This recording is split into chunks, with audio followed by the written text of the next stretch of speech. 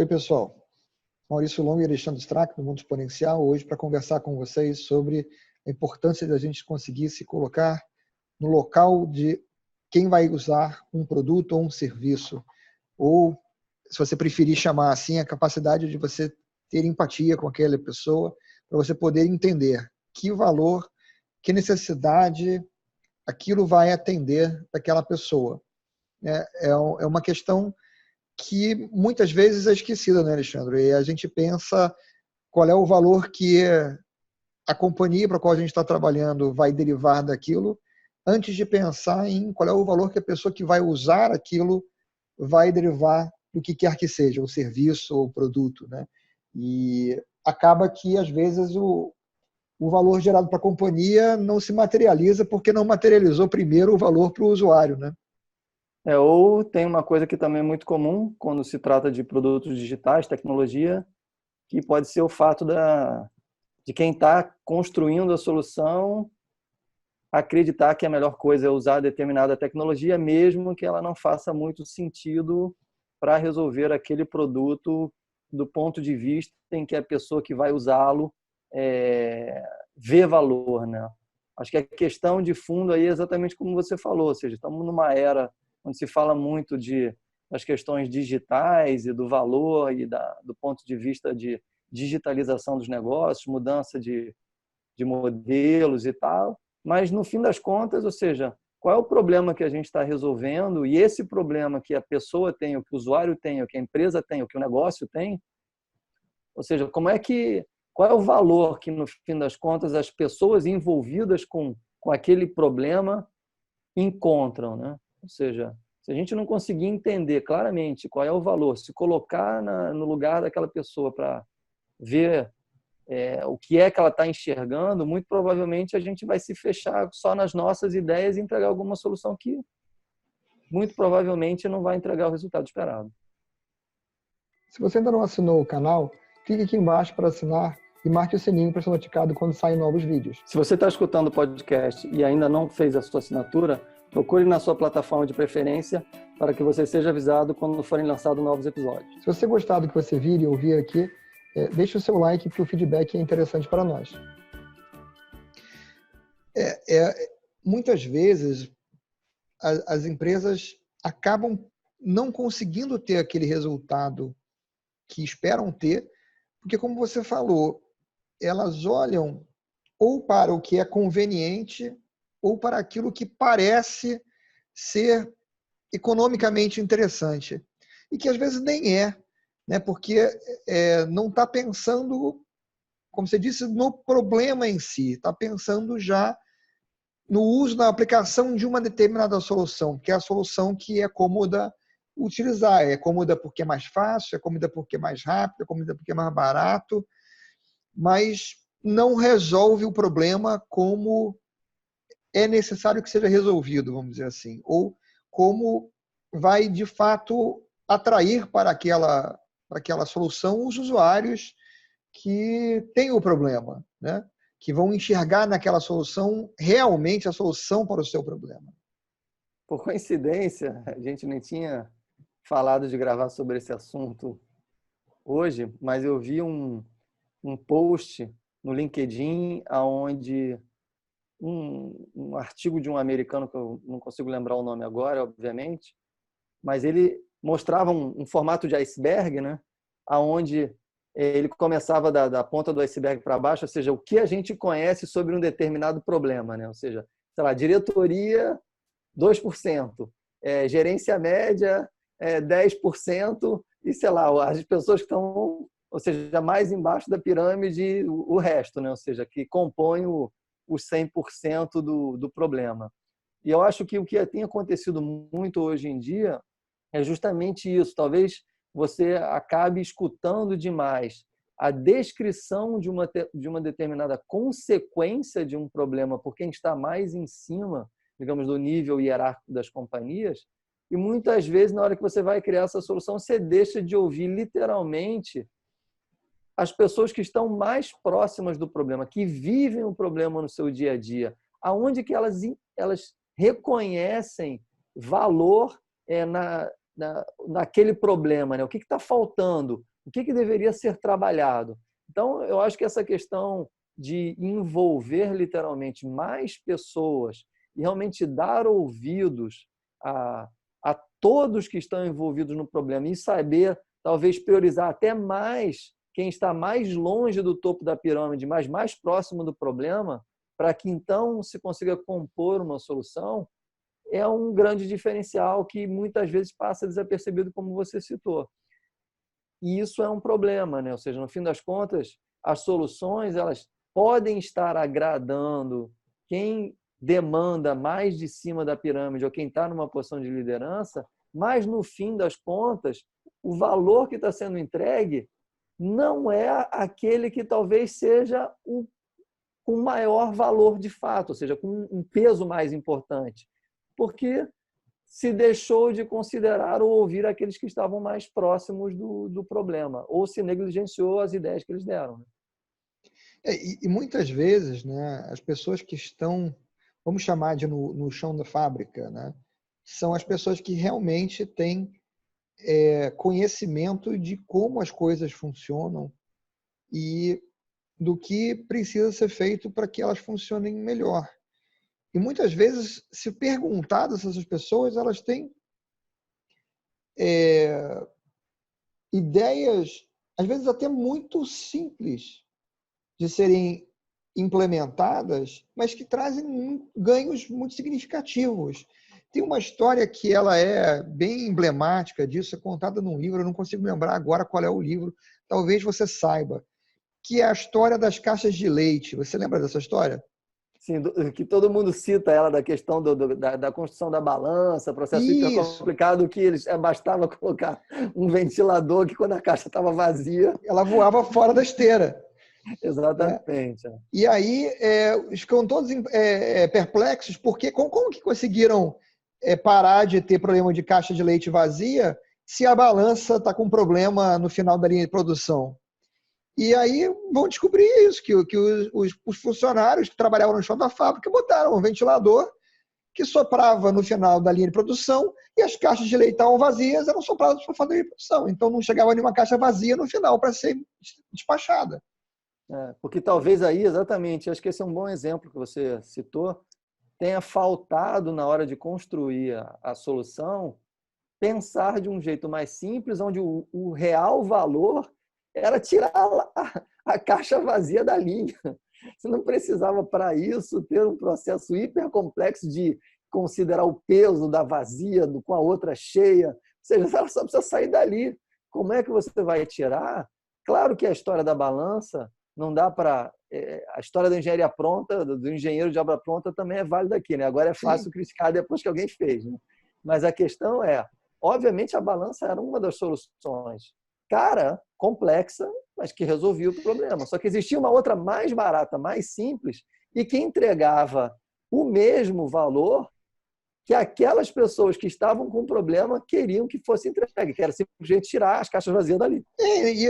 Mas assim, eu nesse ponto até para clarificar para as pessoas, eu não estou nem criticando a balança, mas a falta de diálogo com as pessoas do local para entender que soluções podiam ser dadas. Porque a solução era esperar a substituição da balança, ou de uma peça da balança, uma coisa assim, e acabou, então esperamos, não há o que fazer. E havia o que fazer, tanto que os caras fizeram, né?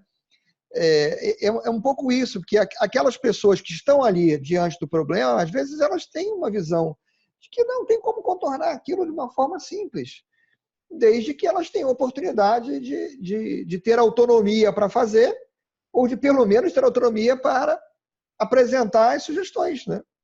Em se tratando de produtos digitais, também é muito comum a gente esquecer, digamos assim, que as pessoas, por mais chão de fábrica que elas possam ocupar em termos de posições, ou seja, a questão digital invadiu de tal forma o nosso dia a dia que muito provavelmente essas pessoas estão acostumadas a usar o telefone e alguns aplicativos para fazer algumas das suas tarefas cotidianas.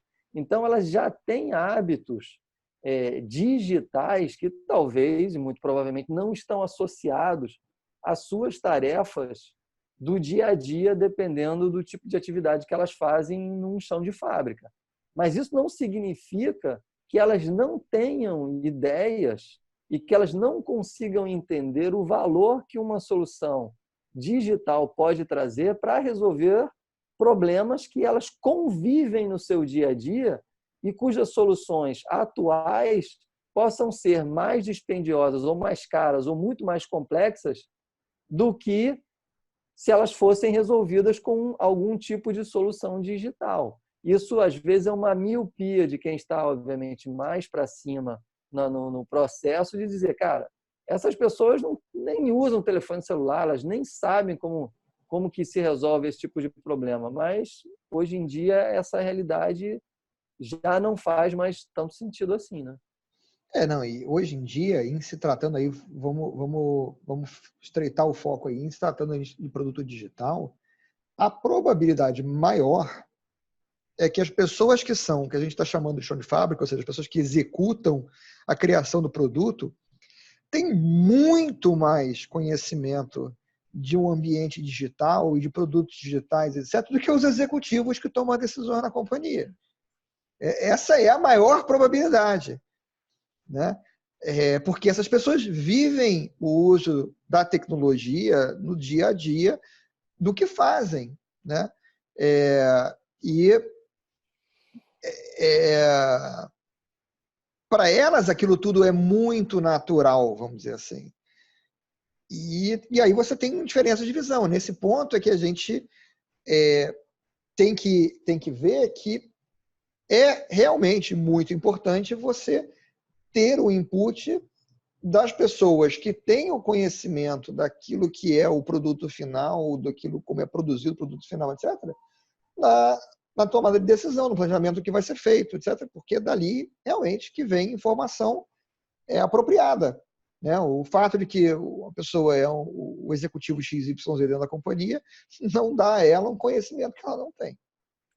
Também vale assim, a gente levar em consideração que também não dá para menosprezar outros tipos de usuários de conhecimento em outras, digamos, faixas etárias, né? Ou seja, tudo bem que o Tinder foi uma solução pensada para relacionamento e tal, e que talvez ele tenha no seu público-alvo uma grande quantidade de usuários de uma faixa etária, sei lá, de 20 a 45 anos. Mas isso não quer dizer que você não tenha pessoas de 65 anos ou de 70 anos que possam usar o Tinder em busca de relacionamentos e que elas, ou seja, não saibam usar o Tinder. Então, também a gente tem que olhar aí para as questões de uma forma literalmente a minimizar aquilo que a gente acredita que sabe para poder entender nitidamente os problemas que aquelas pessoas têm e como que elas já vêm resolvendo os seus problemas ou as suas necessidades e quais são as ideias que elas percebem e que fazem falta e que elas gostariam que tivessem como soluções. Né? Olha, só para a gente aproveitar, já que você tocou nesse ponto, assim que você falou, eu fiz uma busca aqui, né? Eu estou vendo que você está teclando É, aí. demographics do Tinder. Eu errei? Eu estou imaginando que talvez não seja o que você imagina. Mas você sabe que só antes de você completar, eu tenho um livro que fala sobre análise de dados e tal. Eu esqueci o nome do livro, eu tenho ele aqui em casa. E ele foi feito por uns caras, antes da invenção do Tinder, existiam outros grandes softwares e tal. E aí, logo no início do livro, ele faz uma pesquisa sobre isso, né? Ou seja, sobre a característica de qual seria a idade ideal de um companheiro para uma mulher que busca um companheiro homem, né? E você vai vendo que essa idade, ela, ou seja, enquanto a mulher tem, sei lá, de 18 anos em diante, a idade vai sempre sendo um pouco maior, sei lá, 1 ou 2 anos a mais, 1 ou 2 anos a mais, até que chega mais ou menos perto dos 35 anos e essa diferença começa a ficar próxima da mesma idade e em alguns momentos mais para frente ela chega a diminuir um pouco. A mesma pesquisa feita para o homem, ela chega em 22 anos e depois trava. Se você tem 25, a mulher ideal tem 22. Se você tem 30, a mulher ideal tem 22. Se você tem 35, a mulher ideal tem 22. Se você tem 50, a mulher ideal tem 22. Ou seja, para o homem, a mulher ideal para nos 22 anos. E isso é comprovado por uma massa gigantesca de dados que os caras tinham. E esse comentário é muito interessado de ser visto no livro. Ou seja, e aí é bom porque a gente está falando dessa questão de percepção de valor. Né? Então você vê a diferença da percepção de valor do homem para a mulher. Não. Então, mas que na realidade, quando eu falei a respeito da diferença entre as pessoas, meu foco era independente de qual era a faixa etária das pessoas, no tipo de atividade. Porque uma pessoa que trabalha com design, uma pessoa que trabalha com desenvolvimento, etc., forçosamente lida com uma variedade muito maior de serviços, Claro. Eu entendi o que você quis dizer. Né, do que uma pessoa que lida com os números da empresa, vamos dizer assim. Né? Lógico que na vida pessoal, deslocamento, o Uber, o 99, o Cabify e tal, está bem espalhado já hoje por todo quanto é lado, mas era muito por esse lado, né? Minha questão não é tanto por diferença de idade entre o executivo e o cara que está fazendo o produto. Até porque a gente sabe que, como eu estava conversando outro dia com uma amiga na Oracle, ela estava comentando... Você está dando volta e não fala da demografia do Tinder. Não, mas peraí que eu tenho que falar da demografia da Oracle agora, só um segundo. Eu estava conversando com essa amiga na Oracle, ela estava falando, cara, todo mundo que é líder de desenvolvimento de produto na Oracle, que são os caras que bolam os produtos da Oracle, todo mundo é na casa de 50 para cima. Porque você está falando de produtos altamente complexos e sofisticados, vamos dizer assim, aonde a experiência daquelas pessoas de trabalhar em outros produtos como aquele, em versões anteriores de produtos como aquele, etc., são um diferencial muito grande, né? Mas falando do demográfico que você perguntou, logicamente, vamos dizer assim, a maior faixa etária é a faixa etária meio intermediária, de 25 a 34. É quase metade dos usuários. Tá? E acima de 35 é só 17%. Então, sobre esse aspecto, você estava correto em apontar que... Entre 20 e 45, foi botei. Então, ou seja, no meu pareto eu não estou tão mal assim. Não está. Obviamente que outras características demográficas nós não vamos falar, porque não vem ao caso.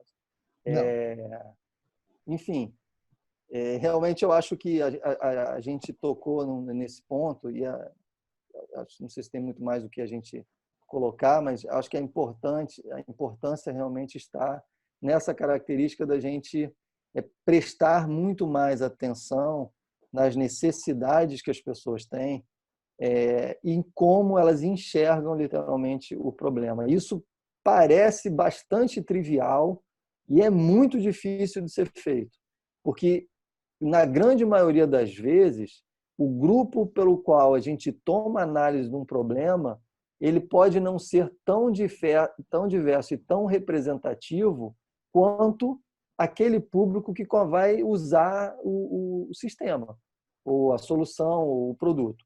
E, no fim das contas, o que vai acontecer é que talvez você se gere frustração para você na hora da entrega, do ponto de vista de que, ou seja, a adesão vai ser baixa, ou as pessoas vão criticar, porque talvez você, na hora de elaborar, tomou conclusões pautadas num grupo pequeno, com uma visão muito limitada, e deixou de levar em consideração características de valor importantes para os verdadeiros usuários da solução. Bom, eu acho que, de forma geral, a gente cobriu a questão de forma razoável.